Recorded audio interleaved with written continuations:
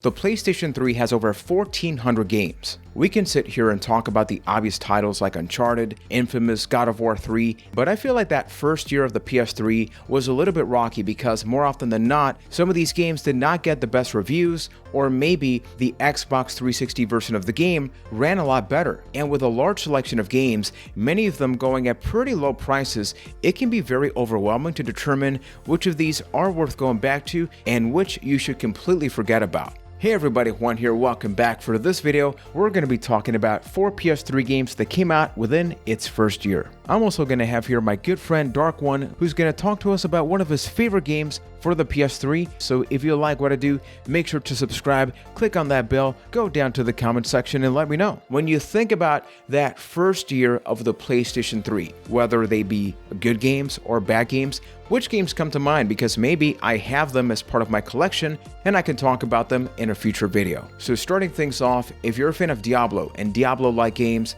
you like action RPGs, then maybe you may be interested in learning about Untold Legends, Dark Kingdom. I've seen this game go from $5 all the way to 99 cents at a GameStop. So having said that, is it a good game?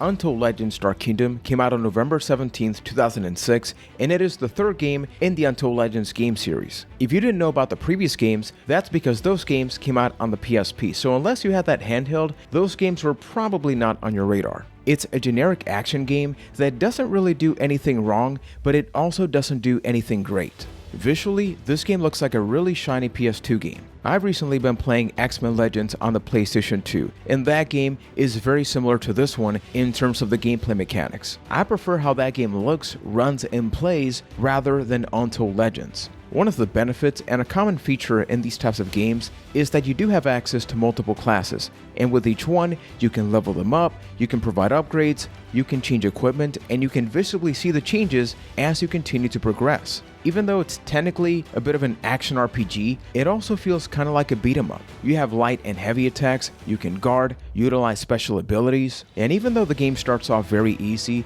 and it almost feels like you can mash a button and you're going to progress, eventually it does get a lot more challenging, so you have to start to move around and really make use of all the things you have available. A benefit and also a complaint about this game is that when it comes to the camera, you can switch between a close-up or far-away shot, but some parts of the game, especially when you're being surrounded by walls, it just feels like it's struggling to keep up and it's very hard to see. But generally speaking, you can see that this game has a lot of wide environments, which, even though these wide areas give you a much better view of the action, they feel a bit flat. Some of the animations also feel a bit wonky. One of my pet peeves in video games is that when you hit the enemy, but you don't get that feeling, you know what I mean, right? When you're pressing that square button and you're hitting them with your sword or your club, but it doesn't feel like you're getting a lot of feedback. It feels kind of empty, and I felt that at times with this game.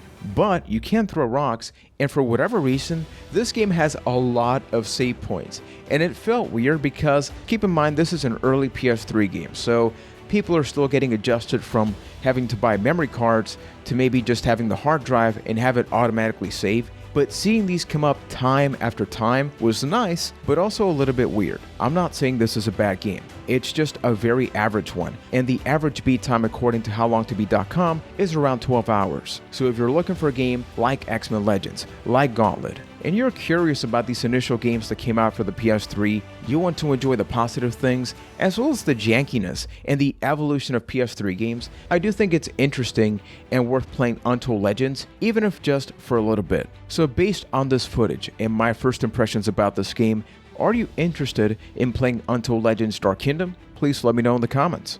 And now let's talk about a game that I actually played back when it first came out for the PS3.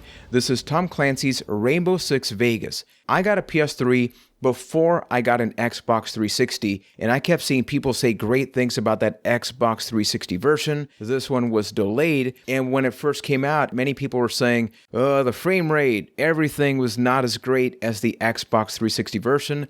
But having played it back in the day and playing it now, what do I think about it? Let's get something out of the way. Tom Clancy's Rainbow Six Vegas is a technological nightmare. Visually, it is one of the blurriest games that I have ever played on PS3. And don't even get me started on the audio. It's almost like there's no sound mixing whatsoever. I remember when I first bought this game, I went online, I hear a gun, and it just goes on and on and on. Turns out that was a glitch that was never solved, so in order to solve it, you have to back out of your online session and go right back in. So now you may be asking yourself, Juan, don't you like this game? The answer is without question yes, because to me, Vegas is the prime example that a game can be technologically broken, but when the gameplay is so good, so satisfying and immersive, you can't help but forgive the game. Think back to 2007 and first-person shooters around that time. As much as I love games like Medal of Honor and Call of Duty, games like Modern Warfare sort of had this domino effect with FPS games where everything needed to be so quick, so fast, so guns blazing. But then here we have Rainbow Six Vegas, and it just scales it back and brings in this incredible tactical element. The fact that this game has a more realistic element means that not only does your enemy go down relatively quick, so do you. Here it's about strategy. It's about utilizing things like the cover system. Because you have that cover element, you get a bit of gear sprinkled on top. Your squad can be very helpful, especially when you put them to good use. You can have them breach and clear doors, play a more defensive or offensive role depending on your playstyle. And my favorite part about the game has got to be this. It is simply satisfying being able to rappel down, go upside down, and progress in missions in a variety of different ways that I wasn't used to before. Do I think this game's still worth playing? Absolutely. Although the technical parts don't exactly hold up, I mean, they weren't even good back then, right? The gameplay is still awesome. If you've never played Vegas and you want to go into it now, my advice is to check out the version on the Xbox 360.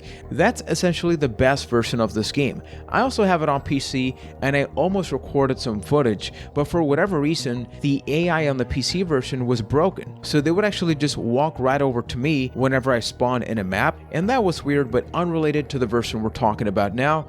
So hopefully by checking out this gameplay footage and by me talking about this game, you get the sense that Vegas, I would love to see a third one. They actually came out with a sequel, which is weird, Vegas 2, and maybe I can talk about that in a future video. And before we get to our last game, I want to bring on my good friend Dark One, who's going to talk to us about one of his favorite games within that first year of the PS3. So Dark, the floor is yours. And just like you, Juan, yeah, I totally love the PS3. PS3 is one of my favorite consoles, hands down, because it floats in a lot of genres that I personally like. But one of my favorite games from the early portion of the PS3, that launch year, was Ninja Gaiden Sigma. This is a remake of Ninja Gaiden Black for the Xbox. This ups the ante of Ninja Gaiden Black on so many levels, from the graphics, the gameplay, the fast fluid nature of it.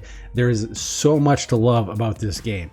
I could go on and on and on about this. If you are looking for that first launch year window of games, this is probably one of the best action games to pick up, right up there probably with Uncharted, because this is like a definitive edition of a Ninja Gaiden game, because we haven't gotten a new one since 3. So do yourself a favor, if you're a PS3 fan, go pick up Ninja Gaiden, because this game is totally like Dark Souls. Before Dark Souls, it's all about skill. The higher difficulties are harder, but you understand why you died or how you died, and that is the key, to always constantly improve and become better at this game. And that is the biggest thing that I love about Ninja Gaiden Sigma. Thanks a lot for bringing up that game, because I remember renting Sigma for the PS3 and thinking it looked beautiful, but man, that game is relentless. All of you that love to test your limits, you got to play that game. And now let's talk about the last game I want to bring up, which really surprised me, because I'll be real in saying that I got it thinking, hey, it's an action racing game, it's probably really bad, and it's so cheap, what do I got to lose? But then as I kept playing it, I really had a lot of fun with it. I don't even know when the first one came out, but let's talk about Full Auto 2 Battlelines. If Burnout and Twisted Metal had a baby, it would be called Full Auto 2 Battlelines. It came out on December 12, 2006, and I gotta say, people, I was very surprised by my time with this game. The reason I mentioned games like Burnout and Twisted Metal is because I loved playing those games growing up. I had Burnout on the GameCube, a couple of Twisted Metal games on the PS1, and who didn't love Twisted Metal Black on the PS2?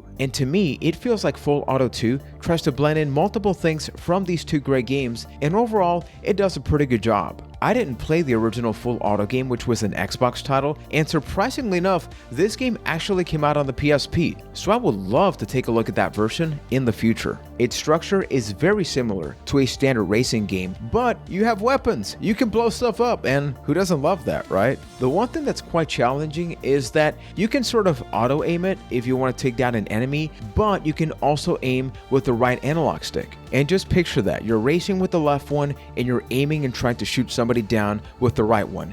Does it work? Technically it does, but it's a weird option, although I gotta say, it feels very nice and rewarding when you actually get it done right. Something that kept me going back to this game multiple times is that most races have a main objective, but they also have a couple of side ones, and those are the ones you really want to achieve because it makes you feel pretty awesome. As you progress, you can unlock more weapons and vehicles and customize this to your liking. I think the most important part in a racing game is how the vehicle actually feels, and here you can clearly see it's an arcade style racing game, so don't go into it thinking it's like some kind of simulation based game. It's about racing, having fun, and blowing stuff up. Now, I gotta bring up a very random thing, and I don't know if it's a problem with my PS3. Every single time I backed out of a race or I went back through a couple of menus, I had this prompt indicating that the game needs about 2 GB of space in order to be the most optimized version of it. And every time I hit yes or no, it doesn't really matter because it just asks me again. And it kind of upset me after a while. It got very annoying,